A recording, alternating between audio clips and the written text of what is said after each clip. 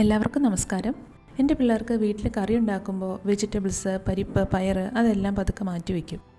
ഒന്നും കഴിക്കില്ല. അപ്പോൾ അതുകൊണ്ട് അവരറിയാതെ അവർക്ക് ഇഷ്ടപ്പെടുന്ന രീതിയിൽ വെജിറ്റബിൾസും പരിപ്പും എല്ലാം ആഡ് ചെയ്യാൻ വേണ്ടിയിട്ട് ഞാൻ ചെയ്യുന്ന കുറച്ച് ടെക്നിക്കുകളാണ് ഇനി വീഡിയോയിൽ കാണിക്കുന്നത്.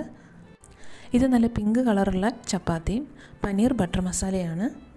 ചപ്പാത്തിക്ക് ഒരു പിങ്കിഷ് കളർ വരാൻ കാരണം അതിനകത്ത് ചപ്പാത്തി കുഴച്ചപ്പോൾ കുറച്ച് ബീട്രൂട്ടും കൂടി അരച്ച് അതിൻ്റെ നീര് ആഡ് ചെയ്ത് കുഴച്ചു.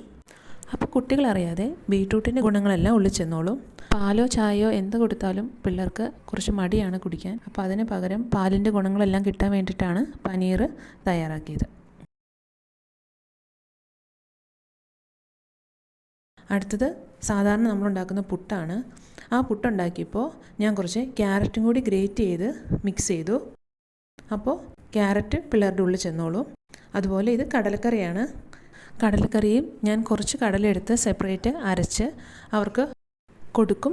പിള്ളേർക്ക് കടലയായിട്ട് കഴിക്കാനാണ് ഇഷ്ടമല്ലാത്തത്. കടലയുടെ ഗ്രേവി ഒഴിച്ച് കഴിക്കണം നല്ല ഇഷ്ടമാണ്. അപ്പോൾ അതുകൊണ്ട് അവർക്കുള്ളതിൽ ഗ്രേവി കുറച്ച് കൂടുതൽ ആക്കാൻ വേണ്ടി കടല അരച്ചാണ് ചേർത്തത്. അപ്പോൾ അതും അവരറിയാതെ അവരിഷ്ടപ്പെട്ട് കഴിച്ചോളും.